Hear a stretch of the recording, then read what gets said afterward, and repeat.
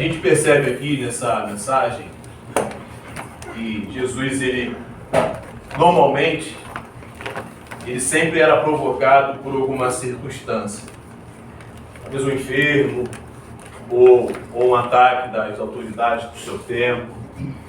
A gente percebe que Jesus, em poucas vezes, toma alguma iniciativa. A gente vê isso lá quando aquele homem está no tanque de Betesda. Jesus chega a ele e pergunta. E como aqui também nós estamos vendo Jesus tomar uma iniciativa. E é importante entender que, diferente de nós, Jesus não precisa de autoafirmação. Ele sabe muito bem quem ele é. Ele sabe muito bem qual era a sua missão aqui. Nesse tempo que ele toma essa iniciativa, ele questiona os seus discípulos, percebemos que isso é muito mais para nós do que para ele de fato. Porque a gente vive numa realidade muito subjetiva, né? Às vezes nós somos confrontados com algumas perguntas que ficamos até meio embaraçosos de responder. Quando alguém chega assim, como é que você me define? A gente fica meio assim de responder, fica receoso, porque isso faz parte dessa subjetividade que nos envolve. Tudo é muito prático e muito rápido.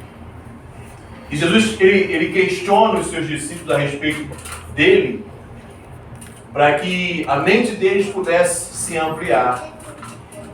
E percebo que essa visão, essa pergunta de Cristo, ela é muito necessária para esse tempo hoje. Afinal, nós precisamos demonstrar, professar o objetivo de nossa fé. Se chegar alguém para nós e perguntar o que é Jesus para você? A pessoa morreu na cruz. Ali está a subjetividade. Ele chega aqui para os seus discípulos com essa pergunta e a gente vai ver o desenrolar da conversa aqui e vamos entender que nós precisamos, com toda a força, pedir a Deus que Ele se revele a nós. Ele está aqui, chega aos seus discípulos, ele toma uma iniciativa, está vendo a caminho de Cesareia de Filipe. E ele pergunta, quem dizem os homens ser o Filho do Homem? O que as pessoas dizem a respeito de mim? Vivemos num tempo ainda de fé defeituosa, de ateísmo, de descrença, de inúmeras situações. As pessoas têm uma definição subjetiva do que Jesus é. E às vezes até depreciativa do que Jesus foi. Para muitos ele era um louco, era alguém que não tinha importância, era a invenção da cabeça dos homens, era um farsante. Para alguns outros, que Jesus é o que me cura, é o que me salva, é o que faz alguma coisa, é o que me ajuda. São situações subjetivas. O que os homens dizem a meu respeito? Os discípulos respondem, Senhor, e dizem que tu és Elias, João Batista, Jeremias ou alguns dos profetas. Essa era a definição que as pessoas tinham de Jesus. Esses que não tinham um contato direto com ele, ouvia dessa forma subjetiva. E nós temos que pensar hoje, e essa reflexão que é necessária, qual é a visão de Cristo que nós temos realmente tido desse tempo. Será que nós não estamos ainda nessa mesma ideia desses homens que via o que Jesus realizava e não tinha um conceito aprofundado de quem ele era? Porque ele pergunta o que as pessoas dizem e volta a dizer, ele não está querendo uma autoafirmação, agora ele pergunta aos discípulos que estavam com ele, e vocês? O que dizem ser o Filho do Homem? Aqui ele nos coloca numa situação de pensar, o que eu sou para você? E eu gosto do texto, e a gente vai ver Pedro, que é esse que toma a iniciativa, falando em nome dos 12, e a gente percebe que coisa maravilhosa. Quando a gente sai dessa subjetividade e começa a entrar numa intimidade, em algo mais profundo com Deus. Ele se levanta em nome dos 12 e fala, Senhor, Tu és o Cristo. Aqui já entra uma vírgula. Tu és o ungido. Tu és o Messias prometido. Tu és aquele que veio salvar o homem perdido. Tu és aquele que justifica o caído. E aqui está a questão. Hoje nós não queremos, temos que entender isso, não queremos professar esse Cristo verdadeiramente. Se ele chegar, o que eu sou para você? É o Jesus que me salva, que me ama. O Jesus que me deu a oportunidade. Mas quando nós afirmamos ser Ele, o Cristo, é uma coisa muito mais aprofundada. Tu és aquele que morreu no meu lugar. Tu és aquele que tirou o meu pecado. Tu és aquele que me justifica, que me lava no teu sangue. Aquele que é o meu dono dos meus dias. Aquele do qual eu sou servo. Esse é o Cristo. Por isso que ele diz, Simão, filho de Jonas, não foi o homem, a carne que te revelou, foi o Pai que te revelou. É dessa revelação que nós carecemos. Mas essa revelação não é para todos. Porque se eu consigo entender que Ele é o Cristo, o pecado já não tem mais poder sobre mim. O mal já não tem mais poder sobre a minha vida. Se Ele é o Cristo, não sou mais dono de mim. Ele é o meu dono, Ele é o meu tudo, Ele é o meu resgatador. Se eu entendo que Ele é o meu Cristo, o comportamento nosso é outro. E aqui está uma coisa interessante para a gente pensar. Nós confessamos, adentramos uma comunidade de fé. Mas com toda a sinceridade do mundo, nós estamos diferentes do que 10 anos atrás. O meu comportamento hoje, ele é diferente de 10 anos atrás. Houve transformação na minha vida nesse período que eu me acheguei a Cristo, a Jesus. Porque aí a gente vai saber qual é a nossa resposta. Se é a subjetiva ou se é essa da intimidade, da revelação que o Pai é que fornece ao nosso coração. Porque se eu entendo que Ele é o Cristo, então Ele há de me transformar. Então Ele há de mudar o meu ser, conformado a esse Cristo ungido que veio salvar.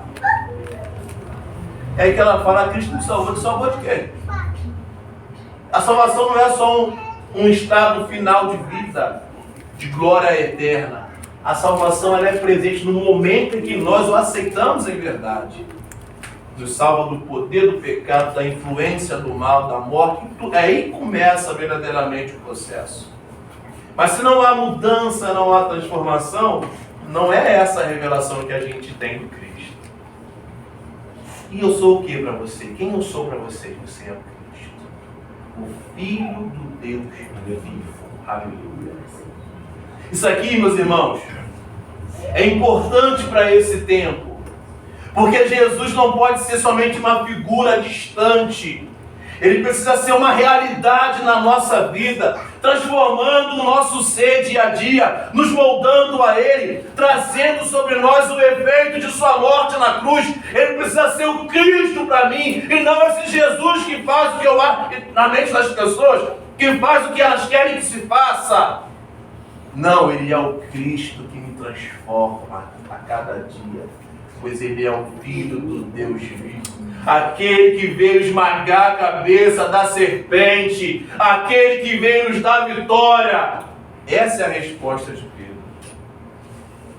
E havendo essa resposta, desenrolar de toda essa confissão, que não foi a carne que te revela, mas é Deus que revela, e é por isso que a nossa oração precisa ser essa: Senhor, revela-te a mim, ó Pai, revela-te a mim, Senhor, porque se Ele não revelar em nossos corações, continuaremos no engano. E a beleza aqui, que a gente vai ver no desenrolar da conversa, é a revelação que Deus dera a Pedro não foi uma revelação completa naquele tempo. Naquele tempo não foi. Hoje já não é mais desculpa de não ser, porque a revelação está completa. Naquele tempo, Pedro não pôde comportar toda a revelação. Eu acho isso legal porque a gente também não irá. Enquanto nós estivermos aqui, nós iremos estar no processo de conhecer Deus. Nós somos pó, uma partícula tão pequena, e Deus é imenso. Não cabe na nossa cachola. A gente vai sempre estar aprendendo e crescendo, mas o importante é Ele se revelar a nós. E eu acho que Deus, tenho certeza que Deus sempre dá o primeiro passo nisso. O grande problema é que nós, infelizmente, queremos ficar na subjetividade. Porque não queremos tomar uma decisão contra a nossa própria vontade e natureza. Queremos ficar presos nos nossos desejos, nas nossas vontades. Para nós não serve o Cristo. Para nós só serve Jesus. E esse é o problema. Não te revelou. Meu Pai está no céu que te revelou. Aleluia. Também eu te digo que és Pedro. E sobre esta pedra edificarei minha igreja, e as portas do inferno nunca prevalecerão contra ela. Esse que confessa o Cristo verdadeiro, a porta do inferno não prevalecerá, porque tem o sangue de Cristo em sua vida. Não é uma visão de que Pedro, as interpretações ao longo da história, que Pedro é o representante de Deus na terra, aí os representantes de Pedro na terra, nada disso. Ele dizendo, Pedro, um trocadilho, você que entendeu, pelo menos a começar a entender a revelação do Pai, que eu sou o Cristo que liberta verdadeiramente, que transforma, as portas do inferno não poderão prevalecer contra você. Porque o que você entendeu é real e não subjetivo. Não prevalecerão. Eu te darei as chaves do reino dos céus. Tudo que ligares na terra será ligado nos céus. O que desligares na terra será desligado no céu, porque sobre eles pousava a autoridade de dar continuidade ao ministério de Jesus. Não é que Pedro fica lá igual as caricaturas no céu com a chavinha. Você entra, você não entra, nada disso. Ou que manda a chuva e fecha a chuva. Os discípulos teriam a responsabilidade e a autoridade de continuar o ministério de Jesus. Cabia a eles abrir as portas e fechar as portas. Aonde anunciavam, abriam portas. Aonde não, fechavam portas. Aonde o evangelho tinha alcance, portas eram abertas. Aonde não tinha, fechadas estavam. E como é até hoje. O coração que se abre para a verdade de Deus, as portas se abrem. O inferno não prevalece. O plano de Deus acontece. No coração que se fecha, a porta se fecha, nada acontece. E as pessoas vão vivendo aqui, infelizmente, sobrevivendo aqui. Não prevalecerão contra você. Então ordenou aos discípulos que a ninguém dissesse que ele era o Cristo. Eu acho interessante isso. Percebe que não é para todos? E eu não tenho interesse, como se o nome dele fosse um marketing a ser levado. Não é essa a visão. Ainda que Deus quer que todo mundo seja salvo, que todo mundo obtenha a vida eterna, Ele quer que isso seja feito em verdade. Para Deus não é interessante, não é do agrado dele, que nós vivamos nessa subjetividade. Jesus morreu por mim, Ele é bom.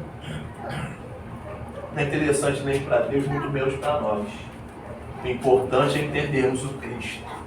Aquele que é o ungido de Deus, que tira o pecado do mundo, que justifica o homem caído e que livra o homem não da mão do diabo, mas da mão do próprio Deus. Da ira que Deus está destinando àqueles que estão na desobediência contra Ele. Isso é importante entender. Só que agora parece uma contradição. Parece, mas não é. Porque ele, para não dizer, ele começa agora a estreitar a conversa. O negócio vai ficar feio, eu vou morrer, vou padecer na mão dos escribas, dos sacerdotes, dos religiosos desse tempo. Eu sou uma ameaça a eles não conhecem meu Pai, vão ir contra mim. Essa é a realidade. Aí vem mesmo Pedro. Chama Jesus no canto e começa a repreendê-lo. Não, Senhor, nunca aconteça isso contigo, meu Pai. O Senhor, nada disso pode acontecer. Aí vem a resposta. Tu és, disse, para trás de mim, Satanás. Tu me serves pedra de tropeço. É contraditório. Se ele era a pedra que ele ia edificar a igreja, agora ele é pedra de tropeço. Meus irmãos, volto a dizer, Pedro não tinha compreendido a mensagem completamente. Como nós estaremos sempre nesse processo de crescimento. Mas é importante, mesmo não entendendo completamente, entendendo um pouco do que é verdadeiro. O problema é quando nós estamos fiados naquilo que é falso. Dificilmente conseguiremos chegar ao verdadeiro, a não ser que seja rompido, fechada a porta do falso e aberta a porta do verdadeiro. Naquele momento, Pedro demonstra o que é o ser humano. O ser humano tem a sua fragilidade. Ele foi Deus disse que ele seria uma pedra que edifica a igreja, está dizendo que ele é uma pedra de tropeço. Porque naquele momento ele só estava entendendo as coisas dos homens e não as coisas de Deus.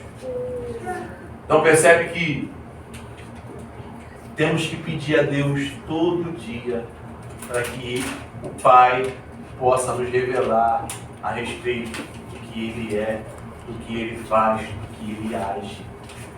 Para que essa revelação se complete na nossa vida, a ponto de que nós não sejamos a pedra, uma igreja edificada e nunca jamais pedra de tropeço para nós e para os outros. Naquele momento, no segundo momento, talvez no mesmo espaço de tempo, Pedro respondeu muito bem, porque o Pai lhe revelou, mas entrou a sua humanidade e capacidade naquele tempo. Porque depois nós vamos ver, quando Pedro escreve, a sua revelação, que era o plano de Deus através de Cristo. A mente dele fechou-se. Mas eu volto a dizer, é mais importante não entender completamente o que é verdadeiro ou achar que está entendendo completamente aquilo que é falso. Que é, infelizmente, onde as pessoas mais estão imbuídas nesse tempo presente. Estão no falso, achando que estão arrebentando a boca do balão, que entendem tudo, não entendem nada, e são serviçais de Satanás, dando voz a Satanás e sendo pedra de tropeço na vida dos outros e em sua própria vida. O que nós temos que sair daqui mastigando é: eu não posso ficar com um Jesus subjetivo. Eu preciso estar fiado e firmado no Cristo real. Esse Cristo que me transforma, que me confronta, que me constrange por meio do seu sacrifício em meu lugar na cruz, sem sequer eu merecer, para me tirar dessa ira vindoura que Deus derramará sobre aqueles que estão na contramão dele. Esse Cristo que me faz melhor a cada dia. Por isso que eu perguntei, se eu tenho Cristo e nada mudou nesse percurso de que tenho Cristo, então não estou com o Cristo real. Porque o Cristo real transforma-nos a sua imagem e semelhança, conforme o que Ele é. Dia a dia no processo de ser uma versão melhor, uma versão que agrade a Ele. Então que nós possamos pensar, trazer essa pergunta para dentro do nosso coração. E aí, o que eu sou para você? O fazedor de milagre? Aquele que te ajuda porque está necessitado? Aquele que você só vai clamar quando precisa de alguma coisa? Aquele que você acredita que pode te curar na enfermidade? Ou eu sou o prometido que veio te livrar da ira de Deus, da ira do Pai? Ou eu sou aquele que veio tirar você do chão caído, te limpar, te vestir, te colocar em uma condição digna em meio a uma sociedade corrompida e perversa? Eu sou o Cristo que te lapida a ponto de você ser agradável ao Pai pelo sangue vertido na cruz. Nós temos que nos perguntar.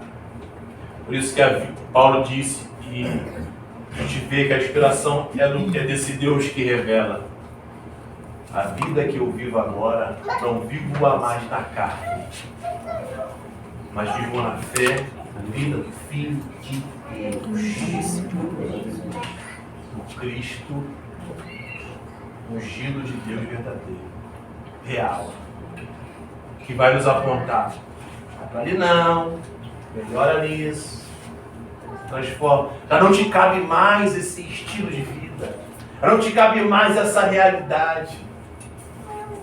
Agora, se a gente está só caminhando no tempo, né? O tempo não para. E nenhuma transformação acontece, nenhuma mudança para a glória de Deus acontece. Somos os mesmos desde quando nós entramos na caminhada cristã. Alguma coisa errada está aí. A resposta do que Cristo é a resposta daqueles que não o conhecem.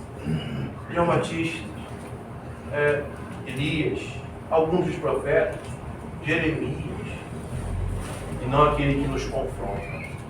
Infelizmente, as pessoas não querem Cristo, Filho de Deus. Elas querem Jesus bonzinho. Jesus o que a ajuda no tempo oportuno. Só que esse Jesus bonzinho não é o Jesus bíblico. O Jesus da verdade é o Cristo que nos chama na verdade, na correção, nos mostra friamente qual é a realidade. Sem mim você nada pode fazer. Sem mim tu perece. Sem mim a ira do Pai te alcança. Isso é o Jesus Cristo. Que não é a carne que pode revelar. Somente o Pai pode revelar. Que nós possamos chorar, meus irmãos, todo o tempo. Senhor, revela-te a mim. Se mostre diante dessa cabeça tão difícil e pequena. Que é da vontade dele se revelar. Porque é da vontade dele nos moldar e nos salvar. Pense sobre isso. Porque toda vez que nós temos uma noite de ceia, temos que lembrar do sacrifício. O sacrifício só será valioso se nós estivermos no Cristo verdadeiro. Senão, essa subjetividade não transforma, não muda a vida de ninguém. Entra ano, sai ano, dia, minuto, minuto. E nós somos os mesmos sempre. Sendo uma pedra de tropeço, um serviçal de Satanás, para atrapalhar a obra de Deus. Para trás de mim, Satanás. Porque tu está só compreendendo as coisas dos homens e não as coisas de Deus. Que nós possamos compreender as coisas de Deus, sendo servos de Deus, filhos de Deus, como o Filho dele um dia veio na terra para nos poder proporcionar.